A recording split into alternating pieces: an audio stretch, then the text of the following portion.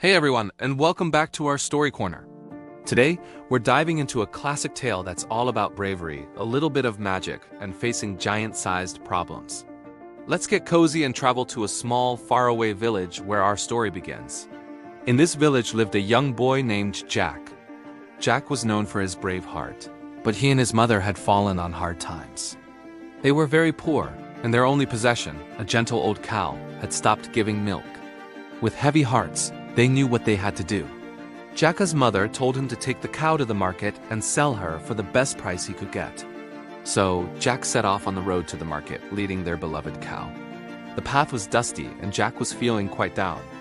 But before he reached the town, he met a peculiar old man with a long white beard and twinkling eyes. The man stopped him and said, "Young man, that's a fine cow you have there. But I have something far more valuable to offer you." He opened his hand, and in his palm were 5 strange-looking beans. "These are magic beans," the old man whispered. "Trade me your cow for them, and they'll bring you a fortune you can't even imagine." Jack was fascinated. Magic beans. The thought of magic and fortune was too exciting to resist. He trusted the old man, made the trade, and hurried back home, his heart pounding with excitement. He couldn't wait to show his mother the incredible deal he'd made. But when he arrived and showed her the beans instead of money, she was furious. "You foolish boy," she cried. "You traded our only cow for a handful of worthless beans? We're ruined."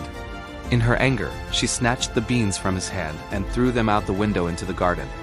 That night, Jack went to bed hungry and with a heavy heart, thinking he had made a terrible mistake. But overnight, something truly unbelievable happened.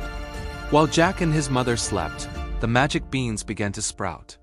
They grew and grew, twisting and climbing, higher and higher, until a massive, thick beanstalk towered over their cottage, reaching all the way up through the clouds and into the sky.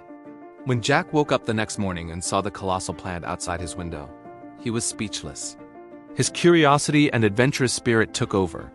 Forgetting his fear, he decided he had to see where it led. He began to climb.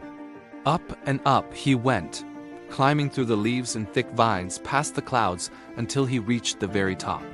There in the sky was a whole new land. And in the distance he saw a gigantic castle, so large it seemed to touch the heavens. Cautiously, Jack approached the castle and slipped inside through a crack under the massive door. The inside was even more enormous. The chairs were as big as houses, and the table was a field of wood. Suddenly, the floor began to tremble with thunderous footsteps. A booming voice roared, "Fee-fa-fum!" I smelled the blood of an Englishman. A fearsome giant stomped into the room. Jack quickly dove behind a large pot to hide. Peeking out, he saw the giant sit down at his table. To Jack's amazement, the giant brought out his treasures, which Jack soon realized were stolen from the kingdom below. First, there was a magnificent hen that on command laid a perfect solid golden egg. Then the giant brought out a beautiful golden harp. When he commanded it to play, the harp began to sing the most enchanting melodies all by itself. Jack knew he had to do something. These treasures didn't belong to the giant. They belonged to the people. He had to get them back. Waiting until the giant fell asleep, lulled by the harp's sweet music, Jack tiptoed out of his hiding spot. He first gently scooped up the hen that laid the golden eggs. The hen clucked softly, but the giant snored on. With the hen tucked under his arm, Jack made a dash for the door and scrambled back to the beanstalk. He climbed down as fast as he could and showed his mother the amazing hen. She couldn't believe her eyes. For a while they lived comfortably, selling the golden eggs. But Jack knew his work wasn't done. The magical harp was still up there. So he climbed the beanstalk a second time. Once again, he waited for the giant to fall asleep. This time he crept over and grabbed the golden harp.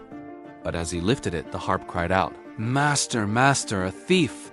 The giant woke up with a deafening roar. He saw Jack running away with his harp and immediately began to chase him. "Fee-fo-fa! I'll grind your bones to make my bread," he bellowed. Jack scrambled toward the beanstalk, his heart racing. He could feel the giant's heavy footsteps shaking the very clouds behind him. He slid down the beanstalk as fast as he possibly could, shouting, "Mother! Mother! Bring the axe! Hurry!" When he reached the bottom, his mother was already there with the axe. Without a second's hesitation, Jack grabbed it and started chopping at the thick beanstalk. He swung with all his might, once, twice, 3 times. The beanstalk began to creak and groan. The giant, who was halfway down, roared in fury, but it was too late. With one final powerful swing, the beanstalk snapped. It came crashing down and the giant fell with it, defeated forever. From that day on, Jack and his mother lived a happy and comfortable life with the hen and the harp. The kingdom, freed from the giant's terror, celebrated Jack as a hero. They called him Jack the Giant Slayer. And so Jack's story reminds us that with a little bit of bravery, some quick thinking, and belief in yourself, you can overcome even the biggest, most giant challenges that life throws your way. Thanks for listening to today's story. If you enjoyed it, don't forget to like, subscribe, and hit that notification bell so you don't miss our next adventure. See you next time.